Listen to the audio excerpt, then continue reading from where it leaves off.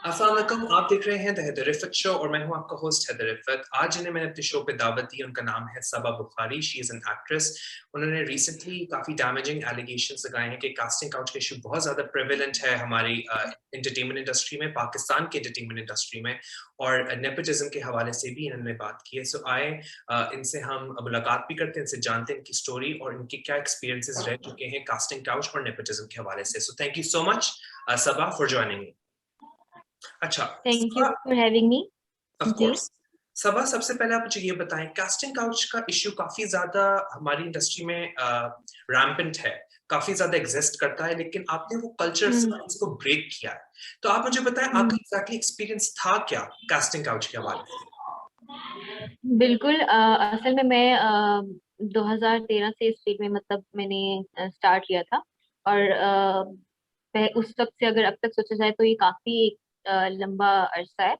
तो मैंने काफी ऑडिशंस दिए हैं, तो इसलिए मतलब पहले जब मैंने स्टार्ट किया तो जरा छोटी थी, जरा एज हम्म। कम थी, तो इतना स्टार्ट में नहीं मतलब फेस करना पड़ा, तो इसलिए ज्यादा उम्मीद ही बढ़ गई कि हाँ काम कर सकते हैं, कर सकते हैं। लेकिन जब आहिस्ता आहिस्ता खुद को थोड़ा ग्रूम होते गए, जरा बड़े होते गए, तो लेकिन अब फिर चीजें सामने आती गई कि एक जगह ऑडिशन दिया है तो वहां सिलेक्शन हो गई है, लेकिन हम्म। रात के 11 बजे कॉल आ रही है कि हम आपको नहीं रख सकते, हम नेक्स्ट टाइम रख लेंगे। तो मतलब बात हुई भी आपकी हो, किसी और के साथ तो ऐसा कर नहीं सकते, लेकिन खैर तब मैं पता भी नहीं होता, आपको न्यू होते हो उसके मतलब बात दोबारा उनसे मेरा पाला पड़ा, यानी दोबारा उनसे सामना हुआ मेरा। तो फिर से ऑडिशन हुआ, सिलेक्शन हुई, और लेकिन फिर उनसे मतलब उनकी कॉल आई मुझे। तो मुझे कहते हैं कि हम आपको इतना अच्छा रोल दे रहे हैं, आपको पैसे दे रहे हैं, तो बदले में आप हमें क्या देंगे? तो मैंने मतलब कहा कि आप जो मेरे पेमेंट में से जो है वो उसमें से आप रख लीजिएगा। तो कहते नहीं, हमें पेमेंट नहीं चाहिए। फिर उन्होंने बात की कि मतलब स्टे का, उन्होंने बात की नाइट स्टे जो, तो मैंने कॉल काट दी। हम्म। तो खैर मतलब यहाँ से शुरू हो गया था, फिर उसके बाद मैंने कभी ट्राई नहीं किया क्योंकि समझ आ गई थी। उसके अलावा मैंने अब तक उनके बारे में सुनती आ रही हूँ, अब मैं कहीं होती हूँ ना तो उनके बारे में सुनने को मिलता है। वो एक लाहौर में बहुत मेरे ख्याल से मशहूर हो चुके हैं कुछ ज्यादा ही, लेकिन चीज खत्म नहीं हुई, सुनने को अभी तक मिलती रहती है। तो खैर उसके बाद फिर बीच में काम करती भी रही, लेकिन फिर कहीं और भी ट्राई करती थी। तो फिर मतलब वो कुछ लोग ऐसे मिल जाते थे, तो वो कहते थे मतलब कि अच्छा ऑफर आ रही है कि ऑडिशन वगैरह हो गया, अब बात क्या आ रही है कि कहीं चलते हैं, कहीं घूमने चलते हैं, बात आ रही है। लेकिन मतलब समझ आ रही थी कि नहीं, यहाँ से काम नहीं होना, ये कुछ और ही सीन इनका है। हम्म। इस तरह की ऑफर भी आती है, जब फ्रेंडशिप की ऑफर और घूमने वाले मतलब घूमने चलते हैं कहीं, ये भी यहाँ पे मतलब एक अजीब सा हाँ सीन है। है। हम्म। ये भी है, ये भी है एक और खैर यहाँ यहाँ जाहिर सी बातें काम नहीं हुई, क्योंकि उनका पता लग जाता है, आपको आइडिया हो जाता है कि ये क्या है। हम्म। तो काम वाले लोग नहीं है। उसके अलावा फिर मतलब मेरी डायरेक्टर से मुलाकात हुई, तो वहां पे ऑडिशन हुआ। फिर उन्होंने कुछ सवाल किए कि आप पार्टीज वगैरह में जाती हैं, आपका बॉयफ्रेंड है? मैंने कहा नहीं नहीं नहीं। तो उन्होंने कहा तुम, तुम्हारा मसला ये है कि तुम गुड गर्ल हो, यहाँ पे गुड गर्ल नहीं चल सकती, लेकिन तुम देख लो, फिर भी ट्राई कर लो। तो मेरे मतलब दिल में होना कि मतलब क्यों नहीं चल सकती। उन्होंने मतलब मैं एक इतना फील मैंने ले लिया कि मतलब क्या, मैंने कहा नहीं, अगर मैंने पहले भी तो काम किया है ना, तो हम्म। मैं अब भी इंशाल्लाह मतलब उनको सुनाने के लिए मैंने कहा कि हाँ मैं इंशाल्लाह अब भी मतलब अगर मिलेगा मुझे काम ना, तो मैंने अपनी तरफ से फिर जो है आगे भी ट्राई करती रही। तो तब मुझे ये दिल ना उम्मीद तो नहीं कि जो है ड्रामा जो है तब शुक्र है कि तब मिला था ये। तो इसके बाद भी मुझे फिर मैंने ट्राई किया, तो फिर ये मुझे सुनने को मिल रहा था, यानी डायरेक्टर मिले लास्ट मुझे, तो उन्होंने कहा कि हम हमें ना, हमारे पास मतलब लड़कियां हैं, मतलब आ रही हैं, हम तुम्हें काम मतलब सोचो क्यों दें, हमारे पास ऐसी लड़कियां हैं जो खुद हमें ऑफर कर रही हैं, जो हमारे सोने के लिए तैयार हैं। तो एक तो हम तुम्हें काम दें, ऊपर से तुम्हें पैसे भी दें, और मतलब तो हम उन्हें क्यों ना दें जो मतलब हम सोने को तैयार हैं। हम्म। हम्म। तो तो इसके बाद मैं काफी डिसहार्ट हो गई थी। फिर मैंने कहा बस अब अल्लाह ही मतलब है, हम दुआ करनी मतलब उनसे करे कि किसी तरह दिल ना उम्मीद कर, मेरा दिल ना उम्मीद तो नहीं है, मेरा काम जो है वो किसी तरह जो है हो जाए। तो नहीं तो इसके अलावा तो अभी मुझे फिलहाल नजर नहीं आ रहा कि मुझे कहीं मतलब कहीं कहीं और से यानी कि काम अभी फिलहाल हम्म। मेरे में, यानी डिसहार्ट हो गई थी। तब मैंने फिर वो पोस्ट मैंने लगा दी थी जो कि ट्रेंडिंग पे हुई थी, तो उस तक मैं काफी डिसहार्ट हो गई थी। हम्म। अच्छा सब, आप मुझे ये बताएं, अब जाके आपने इस इशू के बारे में क्यों बात की है?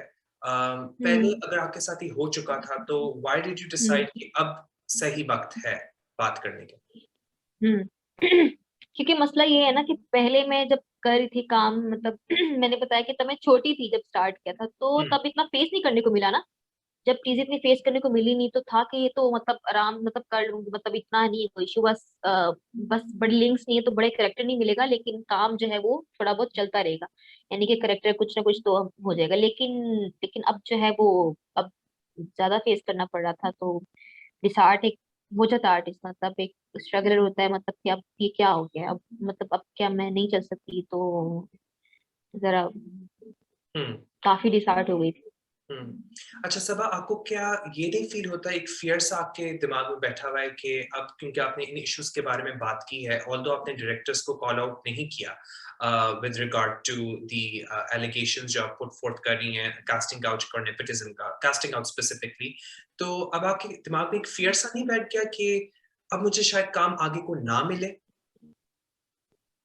हाँ, अब इस पोस्ट, क्योंकि मैंने डिसहार्ट होके पोस्ट कर तो दी थी, लेकिन फिर मुझे अब मुझे फील के कुछ अंदर सुनना मतलब सुनने को मिल भी रहा था कि अब तुम्हें काम मिलना मुश्किल है, अब तुम्हें काम मिलना मुश्किल है।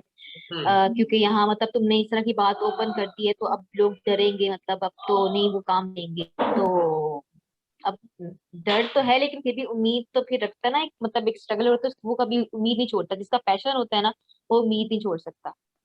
बिल्कुल तो बिल्कुल। उम्मीद तो मैं अच्छा सबा, एंटरटेनमेंट इंडस्ट्री के हवाले से जो सेलिब्रिटीज हैं हमारे, जो वेल एस्टैब्लिश्ड हैं, उन्होंने आपको कितना ज्यादा सपोर्ट किया है इस इशू के हवाले से, कास्टिंग आउट स्पेसिफिकली? और मुझे ये भी बताएं कि सेलिब्रिटीज जो हैं वो इतना वॉइस सपोर्ट करते हैं डिफरेंट इश्यूज के बारे में, तो आपकी जब स्टोरी उन्होंने देखी होगी ऑब्वियसली मीडिया के अंदर, तो उन्होंने इस इशू के बारे में इतनी आवाज क्यों नहीं उठाई आपके लिहाज से?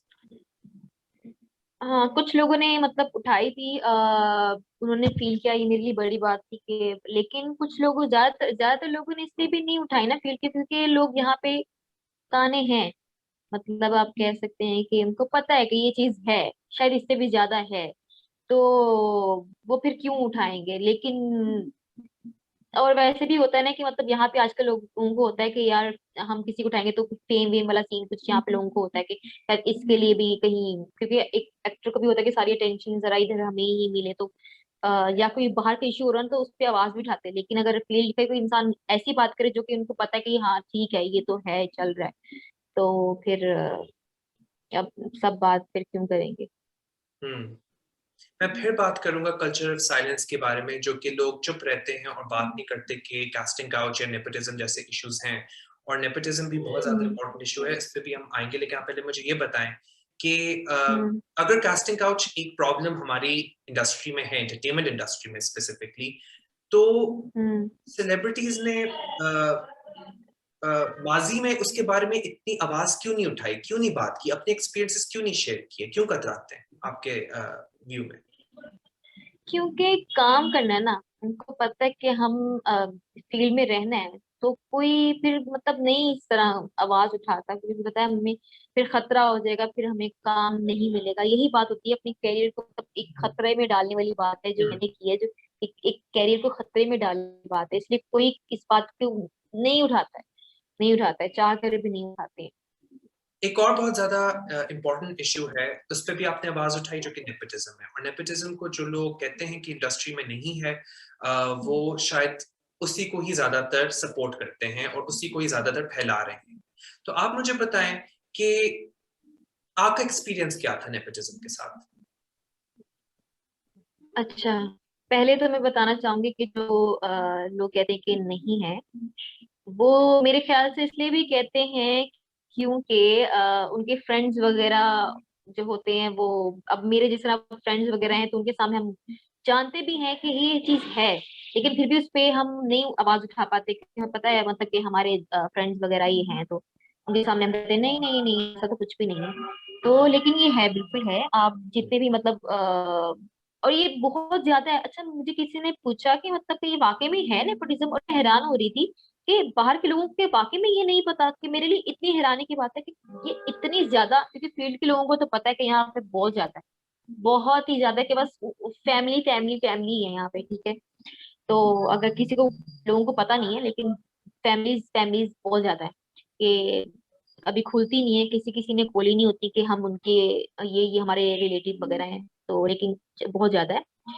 तो ऐसे ही अब मतलब इनकी माशाल्लाह से इनकी स्ट्रगल जो है, अब मैं एक मेरी जो सीनियर थी, मतलब जिन्होंने मुझे काफी टॉर्चर किया था, अब वो भी ना सेट पर मुझे तो मतलब बहुत मतलब उन्होंने खैर टॉर्चर किया, तो वो लेकिन उनकी मतलब अपने ना वो कॉल पे एक दफा बताना चाहूंगी कि कॉल पे ना किसी से कह रही थी कि आप अगर मेरे बेटे को रख लेना तो मैं अपनी पेमेंट कम कर दूंगी। तो मेरा एक एक्सपीरियंस हुआ, एक प्रोजेक्ट पे मेरा एक सीनियर उनके साथ अ, बहुत बुरा एक्सपीरियंस था कि उन्होंने मुझे इतना मतलब उस एक्सपीरियंस के बाद मैं ब्लैंक हो गई कि मैंने उसके अगला जो प्रोजेक्ट मेरे पास अगला जो आया था, वो उसपे मैं उतना इतना उसका असर हो गया था मुझ पर कि मैं ब्लैंक हो गई थी। मुझे बस ये होता था कि नहीं, मैं हुँ, नहीं कर सकती, मैं नहीं कर सकती। इतना गहरा असर हो गया था मुझ पर कि मतलब उनकी बातों का, कि उन्होंने मुझे इतना उनकी टॉर्चर किया था, उनकी बातों में कह सकते हैं कि टॉर्चर जिसे कहते हैं ना, हुँ, कि पैनिक अटैक मतलब आना। क्योंकि मैं बहुत सेंसिटिव हूँ, चीजें जितनी उन्होंने कही थी कम नहीं थी, बहुत ज्यादा थी। इसी से कुछ चीजें सिर्फ मैंने अगर मैं बताऊं तो एक मतलब उन्होंने मुझे मैं उनके सामने बैठी हुई थी, तो उन्होंने मुझे कहा कि जरा सा पता नहीं आजकल की लड़कियों को क्या है, जरा सा चेहरा होता नहीं तो मुंह उठा के आ जाती है। फिर उन्होंने मुझे मतलब मेरे मुंह पे कहना कि अकेले में, सबके सामने नहीं, अकेले में, कि तुम ना ये फील्ड छोड़ दो, तुम ना ये फील्ड छोड़ दो।